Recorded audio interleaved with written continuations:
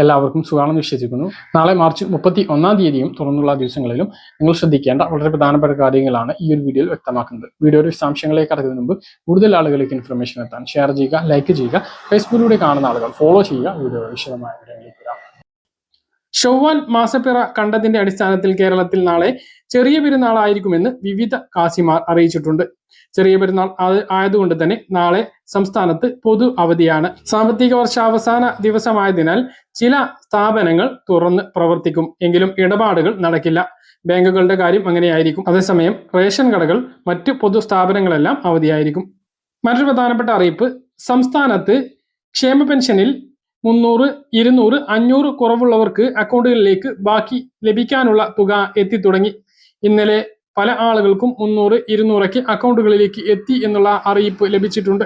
അങ്ങനെ ആർക്കെങ്കിലും ലഭിച്ചിട്ടുണ്ട് എങ്കിൽ അതൊന്ന് താഴെ കമന്റായി അറിയിക്കാൻ മറക്കരുത്. കയ്യിൽ പെൻഷൻ വിതരണം തുടർന്നുകൊണ്ടിരിക്കുകയാണ്. ഇന്ന് ഞായറാഴ്ചയായിട്ടും പല ആളുകൾക്കും കയ്യിൽ പെൻഷൻ എത്തി. ഇനിയും ലഭിക്കാത്ത ആളുകൾക്ക് തൊട്ടടുത്ത ദിവസങ്ങളിൽ തന്നെ എത്തിച്ചേരുന്നതാണ്. ജനന സർട്ടിഫിക്കറ്റുകളിലെ പെരുമാറ്റത്തിനുള്ള നിബന്ധനകളിൽ സമൂലമായ ഇളവുകൾ നൽകാൻ സർക്കാർ തീരുമാനിച്ചതായി തദ്ദേശ സ്വയംഭരണ എക്സൈസ് പാർലമെന്ററി കാര്യമന്ത്രി MP രാജേഷ് അറിയിച്ചു. കേരളത്തിൽ ജനനം രജിസ്റ്റർ ചെയ്യുന്ന ആർക്കും ഗസറ്റ് വിജ്ഞാപനം വഴി മാറ്റം വരുത്തിയ പേര് ഇനി ജനന രജിസ്ട്രേഷനിലും ഒറ്റത്തവണ മാറ്റം വരുത്താനാകും. വർഷങ്ങളായി നിലനിൽക്കുന്ന സങ്കീർണതകൾക്കാണ് സർക്കാർ ഇപ്പോൾ പരിഹാരം കണ്ടിരിക്കുന്നത്. നിലവിൽ കേരളത്തിലെ പൊതുമേഖലയിൽ വിദ്യാഭ്യാസം ലഭിച്ച കുട്ടികൾക്ക് ഗസറ്റ് വിജ്ഞാപനത്തിന്റെ അടിസ്ഥാനത്തിൽ SSLC സർട്ടിഫിക്കറ്റിലും സ്കൂൾ രേഖകളിലും പേര് മാറ്റം വരുത്താനാകും. തുടർന്ന് ഈ സ്കൂൾ രേഖകളുടെ അടിസ്ഥാനത്തിൽ മാത്രം ജനന സർട്ടിഫിക്കറ്റ് തിരുത്താനുമാണ് അവസരം ഉണ്ടായിരുന്നത്. ഇത് പല സങ്കീർണതകൾക്കും വഴിവെച്ചിരുന്നു. CBSE, ICSE സ്കൂളുകളിൽ പഠിച്ചവർക്കും ഇന്ത്യക്ക് പുറത്ത് പഠനം നടത്തിയവർക്കും ഗസറ്റ് വിജ്ഞാപനം വഴി പേര് തിരുത്തലിനും അതുവഴി സ്കൂൾ രേഖകളിൽ തിരുത്തൽ വരുത്താൻ തിരുത്തിയ ജനന സർട്ടിഫിക്കറ്റും ജനന സർട്ടിഫിക്കറ്റിൽ തിരുത്തൽ നടത്തിയ സ്കൂൾ സർട്ടിഫിക്കറ്റ് വേണം എന്നതായിരുന്നു സ്ഥിതി. പൊതുവിദ്യാലയങ്ങളിൽ പഠിച്ചവർക്കും കാലതാമസത്തിന് ഈ വ്യവസ്ഥകൾ കാരണമായിരുന്നു. ഈ വ്യവസ്ഥയാണ് തദ്ദേശ സ്വയംഭരണ വകുപ്പ് ഇപ്പോൾ ലഘൂകരിച്ചത്. കാലോചിതമായി ചട്ടങ്ങളിലും നിയമങ്ങളിലും പരിഷ്കരിക്കാനുള്ള സർക്കാരിന്റെ ശ്രമങ്ങളിൽ ഒന്നാണ് ഈ തീരുമാനം എന്ന് തദ്ദേശ സ്വയംഭരണ എക്സൈസ് മന്ത്രി MP രാജേഷ് പറഞ്ഞു. നിരവധി അപേക്ഷകളാണ് ഈ ആവശ്യത്തിനായി വിവിധ പഞ്ചായത്ത്, മുനിസിപ്പാലിറ്റി കോർപ്പറേഷനുകളിൽ ഉള്ളത്. ഇവർക്കെല്ലാം ആശ്വാസമാകുന്ന തീരുമാനമാണ് സർക്കാർ കൈക്കൊണ്ടിരിക്കുന്നത്. ഈ തീരുമാനത്തിന് അനുമതിയായാൽ മാറ്റം ഉടൻ K-സ്മാർട്ടിൽ വരുത്തും.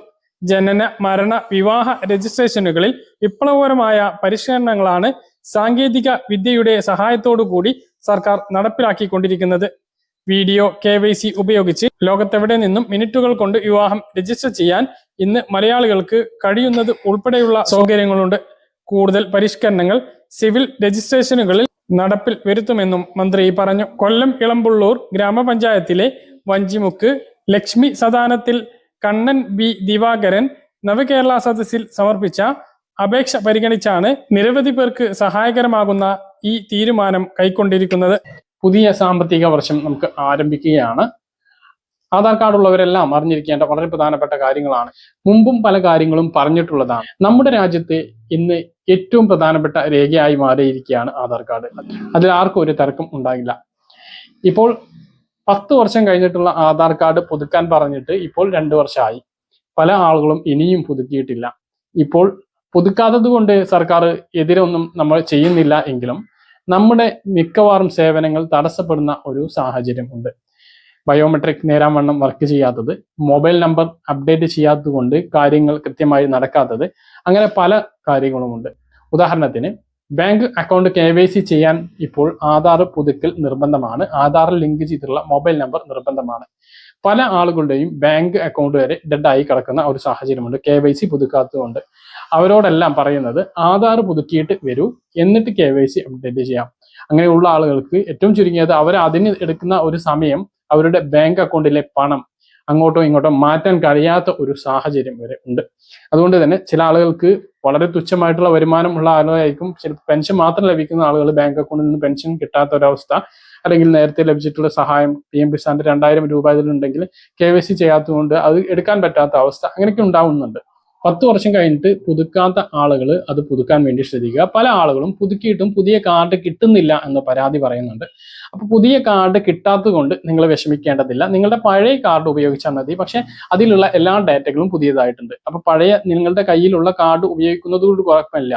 പക്ഷെ ആ നമ്പർ തന്നെയാണ്, നമ്പർ മാറുന്നൊന്നുമില്ല. അതുകൊണ്ട് തന്നെ പഴയ കാർഡ് ഉപയോഗിക്കുന്നത് കുഴപ്പമില്ല. നിങ്ങളുടെ കാർഡ് അപ്ഡേറ്റ് ആയിട്ടുണ്ട്. അത് പുതിയ രേഖകൾ നിങ്ങൾ ബയോമെട്രിക് പുതുക്കുകയാണെങ്കിൽ ബയോമെട്രിക് മാറിയിട്ടുണ്ടാകും. അതുപോലെ തന്നെ ഫോട്ടോ മാറ്റുകയാണെങ്കിൽ അതും മാറിയിട്ടുണ്ടാകും. അപ്പൊ നിങ്ങൾക്ക് വരുന്ന സമയത്ത് വന്നോട്ടെ, വന്നിട്ടില്ലെങ്കിൽ നിങ്ങൾ അതിന് പേടിക്കേണ്ട. പക്ഷെ പുതുക്കൽ നിർബന്ധമാണ്.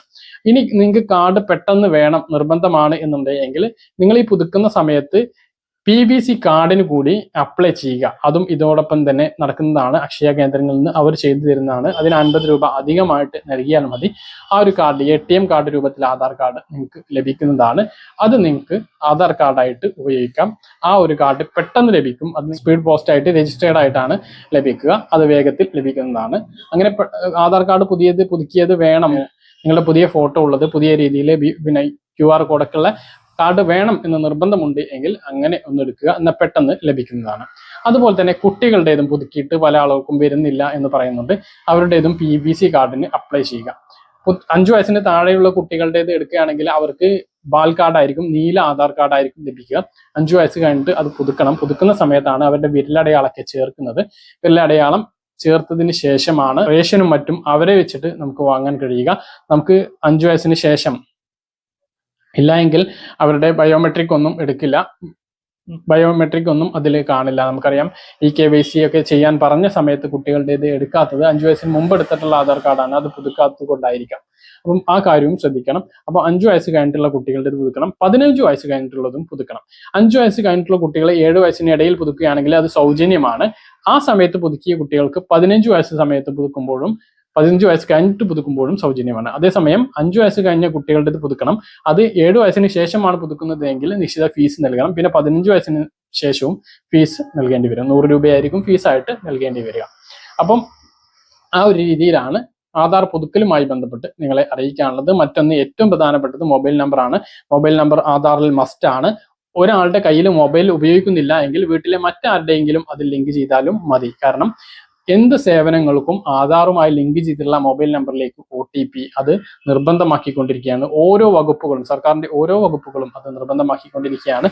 പല സേവനങ്ങൾക്കും അത് നിർബന്ധമായിക്കൊണ്ടിരിക്കുകയാണ്. ഇപ്പോൾ 60 വയസ്സ് കഴിഞ്ഞ ആളുകളെ കൂടി ജന ആരോഗ്യ യോജന, ആയുഷ്മാൻ ഭാരത് യോജന പദ്ധതിയിൽ ഉൾപ്പെടുത്തണം എന്ന ആരോഗ്യ മന്ത്രാലയത്തിലേക്ക് സ്ഥിരം സമിതി ശുപാർശ ചെയ്ത റിപ്പോർട്ട് നമ്മൾ നേരത്തെ പറഞ്ഞിരുന്നു. അതുകൊണ്ട് തന്നെ അതൊക്കെ വരികയാണ് എങ്കിൽ അതിൽ ഉൾപ്പെട്ടിട്ടുള്ള ആളുകൾക്ക് ചികിത്സ ലഭിക്കണമെങ്കിൽ പോലും OTP വേണ്ടി വരും. അതുകൊണ്ട് തന്നെ ആധാറിൽ മൊബൈൽ നമ്പർ ലിങ്ക് ചെയ്യലും മസ്റ്റാണ്. നേരത്തെ കൊടുത്ത മൊബൈൽ നമ്പർ നിങ്ങളുടെ കയ്യിലില്ല എങ്കിൽ പുതിയ നമ്പർ നൽകാൻ വേണ്ടിയിട്ട് ശ്രദ്ധിക്കുക. അപ്പോൾ കുട്ടികളുടെ ആധാറിലും മൊബൈൽ നമ്പർ നൽകണം. രക്ഷിതാക്കളുടെ മൊബൈൽ നമ്പർ നൽകിയാൽ മതി. സ്കോളർഷിപ്പും മറ്റ് ആനുകൂല്യങ്ങളെല്ലാം കുട്ടികൾക്ക് ലഭിക്കാൻ വേണ്ടിയിട്ട് ആധാർ പുതുക്കൽ അത്യാവശ്യമാണ്. പഴയ പുതുക്കുന്ന സമയത്ത് ഫോട്ടോ മാറ്റണം എന്ന് നമുക്ക് നിർബന്ധമില്ല. പക്ഷെ ഫോട്ടോ മാറ്റുന്നത് നല്ലതാണ്. നമ്മുടെ ആധാർ കാർഡിലെ ഫോട്ടോ കണ്ടാൽ നമ്മൾ തന്നെയാണോ എന്ന് പല ആളുകളും ചിന്തിച്ചു പോകുന്ന ഒരവസ്ഥയാണുള്ളത്. അപ്പോൾ പുതിയ ആധാർ കാർഡ് എടുക്കുന്ന സമയത്ത് അല്ലെങ്കിൽ അപ്ഡേറ്റ് ചെയ്യുന്ന സമയത്ത് നമ്മുടെ ഫോട്ടോ മാറ്റുക. വെളിച്ചമുള്ള സ്ഥലത്ത് നിന്ന് തന്നെ അവരോട് എടുക്കാൻ വേണ്ടിയിട്ട് പറയുക. എങ്കിൽ മാത്രമേ ക്ലിയർ ആയിട്ട് ഫോട്ടോ ലഭിക്കുകയുള്ളൂ. അതിപ്പോൾ യൂണിക് ഐഡന്റിഫിക്കേഷന്റെ പുതിയ ഒരു നിർദ്ദേശം കൂടി വന്നിട്ടുണ്ട്. ഇനി വ്യക്തതയില്ലാത്ത ഫോട്ടോകൾ എടുക്കില്ല എന്നുള്ളത്. കാരണം മുഖം വ്യക്തമാവണം. അതുപോലെ തന്നെ 2 ചെവിയും ഫോട്ടോയിൽ കണ്ടിരിക്കണം എന്നുള്ളതാണ്. എങ്കിൽ മാത്രമേ അത് അംഗീകരിക്കുകയുള്ളൂ. അതായത് ആളുടെ ഒരു രൂപം കൃത്യമായിട്ട് അറിയുന്നതിന് വേണ്ടി 2 ചെവിയും ഫോട്ടോയിൽ കാണണം. തലപ്പാവോ ശിരോവസ്ത്രങ്ങളോ ധരിക്കുകയാണെങ്കിൽ പോലും ചെവികളും ഫോട്ടോയിൽ കാണണം എന്നാണ് പുതിയ ആധാർ കാർഡ് എടുക്കുന്നവരോടുമായിട്ട് പുതിയ ആധാർ കാർഡ് എടുക്കുന്നതുമായി ബന്ധപ്പെട്ട് ആധാർ ഏജൻസികൾക്ക് നൽകിയിട്ടുള്ള നിർദ്ദേശം. അപ്പം അത് വളരെ പ്രധാനപ്പെട്ട ഒരു കാര്യമാണ്. ഫോട്ടോ മാറ്റുന്ന അപ്പോൾ അതും വളരെ പ്രധാനപ്പെട്ട ഒരു കാര്യമാണ്. ഇക്കാര്യങ്ങളെല്ലാം ആധാർ കാർഡിൽ നമ്മൾ ശ്രദ്ധിക്കേണ്ടതാണ്. പുതിയ സാമ്പത്തിക വർഷത്തിലേക്ക് കടക്കുകയാണ്. എല്ലാം പറഞ്ഞ കാര്യങ്ങൾ കൃത്യമായിട്ട് മനസ്സിലാണെന്ന് വരുന്നു. ഇതുപോലുള്ള ഇൻഫർമേഷൻ ലഭിക്കാൻ ചാനൽ സബ്സ്ക്രൈബ് ചെയ്യുക, ബെല്ലൈക്കൺ എനേബിൾ ചെയ്ത് വെക്കുക. മറ്റൊരു വീഡിയോയും നമുക്ക് കാണാം.